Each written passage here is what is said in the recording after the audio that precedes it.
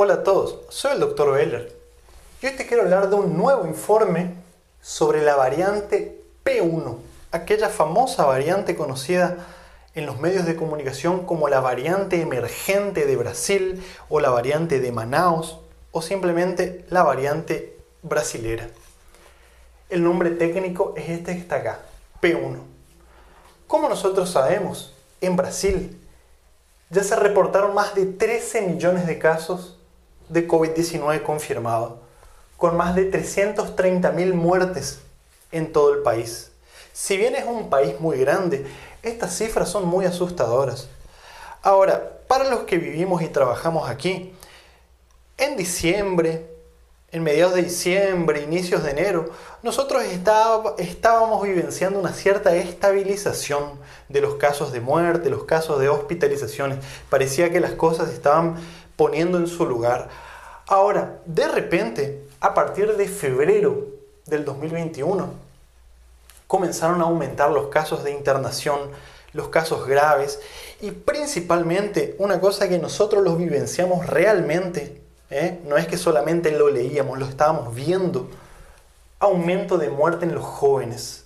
Era muy común, por ejemplo, en mi caso, entrar a una unidad de terapia intensiva y ver un paciente joven, un paciente de mi edad, intubado o traqueostomizado o utilizando tecnologías como por ejemplo hemodiálisis, ECMO, que es la membrana de oxigenación extracorpórea. En fin, y cuando yo intentaba preguntarme qué tenía ese paciente, seguramente era un diabético o un trasplantado o era un paciente con lupus que estaba con inmunosupresión.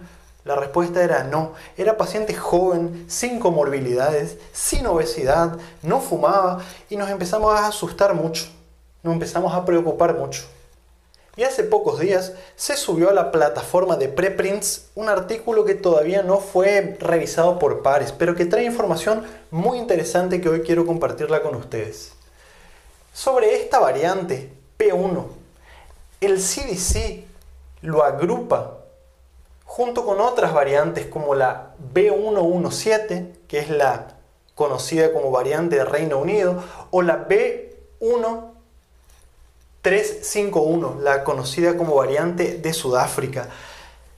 Agrupa esta variante en la misma bolsa con las otras, porque en conjunto pertenecen al grupo de las variantes que preocupan, las VOC, de sus siglas en inglés. ¿Y por qué el CDC hace esto? Bueno, ellas comparten algunas características en común, como por ejemplo, aumento del número de casos o brotes en determinadas partes del mundo, aumento de la transmisibilidad y de los contagios. A estas variantes les resultan mucho más fácil transmitirse de persona a persona que a las variantes que circulaban previamente. Cuando producen enfermedad, la enfermedad puede ser más severa, está asociado a aumento del número de muertes, aumento de las hospitalizaciones. Tienen la capacidad de escaparse del sistema inmune, tanto de la infección natural, o sea, si tuviste coronavirus por alguna otra variante, te podés infectar nuevamente con esta, o también escape del sistema inmunológico generado por las vacunas. ¿En qué se traduce esto? Se traduce en aumento del número de reinfecciones. Por otro lado, estas variantes también pueden estar asociadas a fallas en exámenes diagnósticos. O sea, los test de PCR que nosotros realizamos podrían no detectar a estas variantes.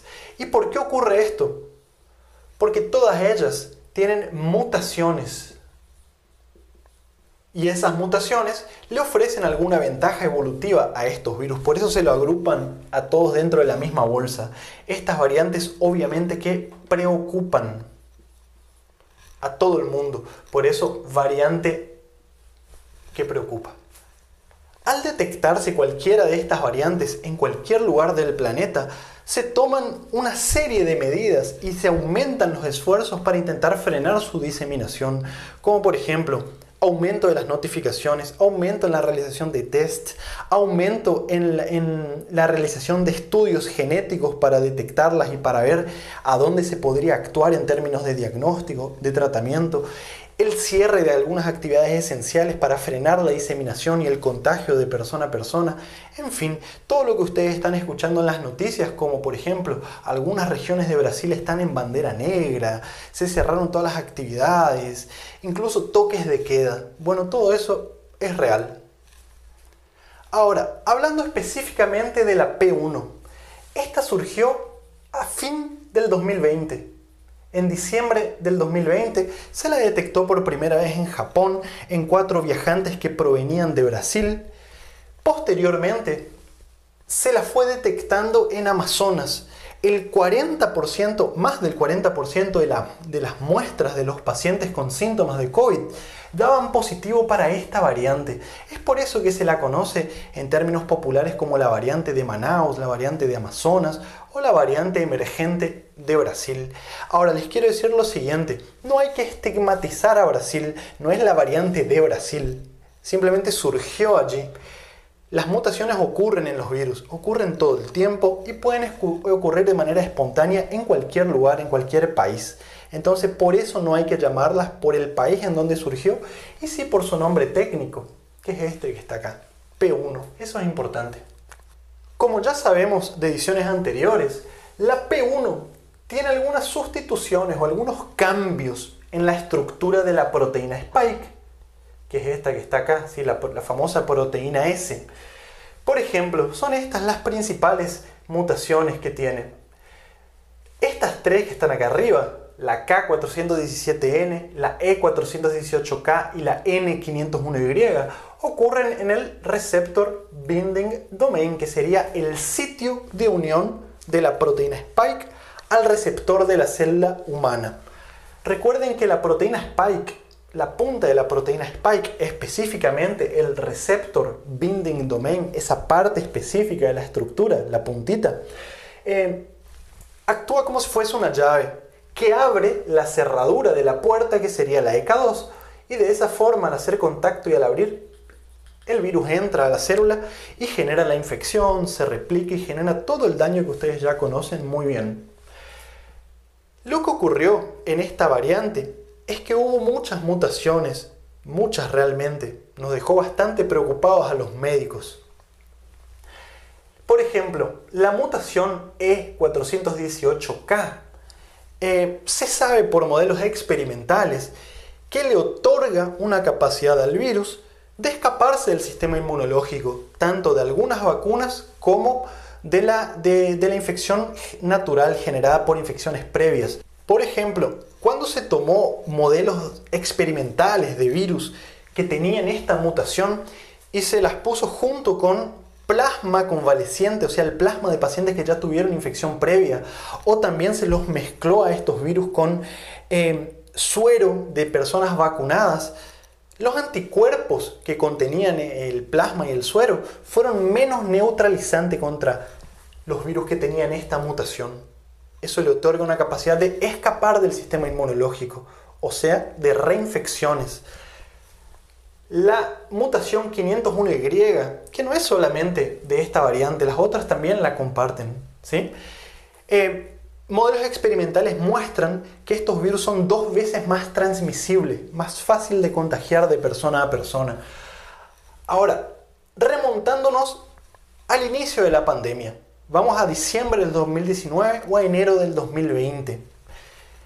Como ustedes saben, cuando surgió la pandemia en China, rápidamente el virus fue aislado y su material genético fue identificado y secuenciado. Y rápidamente, entre paréntesis, rápidamente me refiero a enero del 2020, el material genético completo de este virus ya estaba disponible públicamente en una plataforma que se llama, se los pongo acá, GSite. Ustedes pueden entrar en internet, es público, está al acceso de todo el mundo, ¿sí? Allí se hizo disponible el material genético del virus para que todos los científicos del mundo puedan trabajar sobre él. Ahora, no solamente se subió a la plataforma el material genético del virus, la secuencia genética, sino las mutaciones que fueron surgiendo a lo largo del tiempo y todas las variantes que existen hasta ahora. Las mutaciones ocurren constantemente. Cuando se detectó esta mutación, rápidamente se hizo modelos experimentales, tanto en animales como modelos in vitro, ¿sí? Y se vio que los modelos experimentales de virus que tenían esta mutación tenían un aumento de la capacidad de replicación y un aumento de la infectividad. Se replicaban más rápidamente. ¿Y por qué esto ocurre? Fíjense, si nosotros tenemos acá, imagínense esto que les puse acá, es una cadena, vamos imaginando que es una cadena de aminoácidos. Cada eslabón de la cadena es un número, o sea, una posición 1, 2, 3, 4 y así sucesivamente. En la posición 614, vamos a suponer que es acá, esta que está acá, ¿sí? El aminoácido glicina se cambió por la mutación por otro aminoácido llamado ácido aspartico.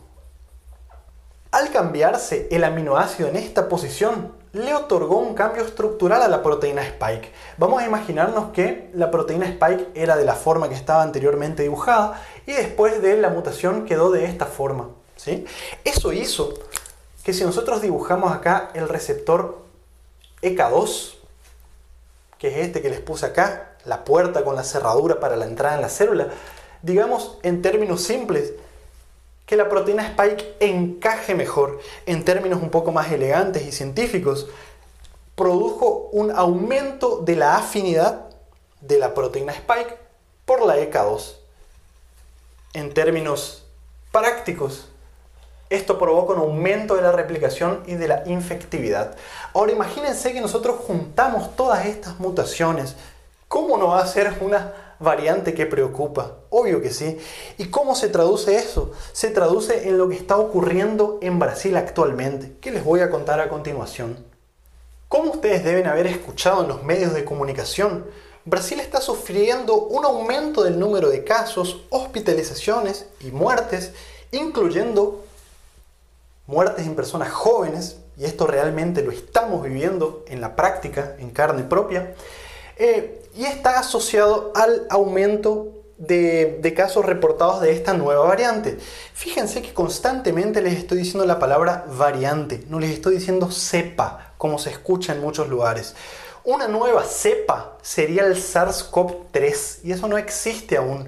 Cepa es una palabra que implica mutaciones, un mayor número de mutaciones y mutaciones más importantes. Si bien esta variante tiene mutaciones realmente importantes y un número grande de mutaciones, no son lo suficientemente importantes ni en cantidad ni en calidad como para considerar otra cepa. Pero les voy a decir algo, nos asustamos bastante. Ahora fíjense, se realizó un estudio observacional epidemiológico de análisis de datos en el estado de Paraná, un estado muy lindo, con una ciudad cuya capital es Curitiba, que si en algún momento pasa la pandemia les aconsejo que la visiten, es muy linda realmente. Se analizaron 553.518 casos, de los cuales se reportaron 8.853 muertes. Esto se hizo entre el 1 de septiembre de 2020 hasta el 17 de marzo del 2021. De septiembre a enero, en ese estado, las cosas parecían estar estabilizadas. La cantidad de muertes no estaba ni aumentando ni disminuyendo, estaban estabilizándose. Lo mismo nosotros estábamos viviendo en el sur del país. De la misma forma parecía que las cosas se estaban estabilizando. Ahora, a partir de febrero, el análisis de estos datos mostraron que, si ustedes les voy a mostrar los gráficos enseguida, comenzó a aumentar la tasa de letalidad, los casos fatales, al igual que el número de las internaciones, los casos graves, comenzaron a elevarse. Y lo que llamó mucho la atención, ustedes van a ver que el estudio divide por grupos etarios, de 20 a 29 años, de 30 a 49 años, arriba de los 50 años y así sucesivamente. Cuando se analizan los datos y los casos, la tasa de letalidad en los pacientes de 20 a 29 años se triplicó, aumentó 3 veces. Y cuando se analiza, por ejemplo, de 30 a 49 años, se duplicó y así sucesivamente. ¿Qué quiere decir esto? Que los pacientes entre 20 y 29 años que se infectaron a partir de febrero tuvieron un riesgo 3 veces mayor de morir que los que se infectaron hasta enero. Esto en términos epidemiológicos, ¿sí? En términos prácticos, realmente es eso lo que nosotros estábamos vivenciando. Y otra cosa también importante, esta tendencia al aumento de los casos fatales no fue vista en los pacientes menores de 20 años, o sea, los niños y los adolescentes. No hubo este aumento de los casos fatales o letales. Y si ustedes me preguntan por qué ocurrió todo eso, bueno, no está muy claro, pero todo esto coincidió con la aparición de esta variante. El 70% de los casos reportados en Paraná en ese momento eran por esta variante. Ahora, virológicamente hablando, yo les dije anteriormente que esta podría tener un aumento de la afinidad. O sea, podría infectar más fácilmente a las células, podría ser más transmisible por tener estas mutaciones, esta combinación de mutaciones, y se cree que también esta variante podría ser más virulento, o sea, por sí sola podría causar enfermedad más grave. Esto no está claro aún. ¿Por qué? Porque el estudio no fue diseñado para probar esto, fue diseñado solamente para observar esto que les estoy mostrando aquí, para observar una tendencia. Hubo una tendencia en aumento de casos fatales en diferentes rangos etarios. Ahora, el aparecimiento de este virus coincidió con una mayor exposición. Hay una cuestión de salud mental, si ustedes lo quieren ver de esa forma, llamado fatiga de la pandemia. La gente está cansada de quedarse en casa, la gente está cansada, más de un año ya venimos con esto. Principalmente los pacientes jóvenes, les puedo decir entre 20 y 30 años, o quizás 20, 50 años, tienen una autopercepción de que están más protegidos, y esto lleva a que muchas veces no se respeten las medidas de distanciamiento y las medidas restrictivas impuestas por el gobierno local. Entonces, si nosotros sumamos o hacemos coincidir, digamos, la aparición de esta variante con una mayor exposición, termina en colapso del sistema de salud, aumento de las hospitalizaciones, y por sí solo esto podría llevar a un aumento de los casos fatales. El colapso del sistema de salud asociado a una variante mucho más transmisible. Tenemos que tener en cuenta eso también. Por último, les voy a borrar esto acá y les voy a dibujar de manera muy simple los gráficos presentados en este artículo. Para poder verlos en detalle y con mejor calidad, accesen, se los dejo en la descripción del video toda la bibliografía para que ustedes la analicen y saquen sus propias conclusiones. Fíjense entonces, acá les traigo la tabla y el gráfico principal presentado por este artículo. Podemos ver dos cosas. La primera de ellas es que el gráfico obviamente no es de la mejor calidad, las líneas están torcidas, y es por eso que no elegí la especialidad neurocirugía, ¿sí? Lo segundo que podemos ver acá tenemos, por ejemplo, dividido por grupo etario, 0 a 5 años, 10 a 19 años, 30 a 39 años y así sucesivamente. Acá vemos la letalidad, la tasa de letalidad expresada en porcentaje de los diferentes rangos etarios en enero del 2021 y en febrero del 2021. Y acá tenemos el riesgo de muerte. Fíjense, como les dije anteriormente, antes de los 20 años no se reportó un aumento de la letalidad, pero a partir de los 20 años en adelante, fíjense, les puse en rojo acá, es cuando se vio el dramático aumento en los casos fatales. De 20 a 29 años, por ejemplo, en enero la letalidad era 0.04%, se fue para 0.13%. En febrero del 2021, lo que representa un aumento de 3 veces más riesgo de morir a partir de febrero que antes de febrero.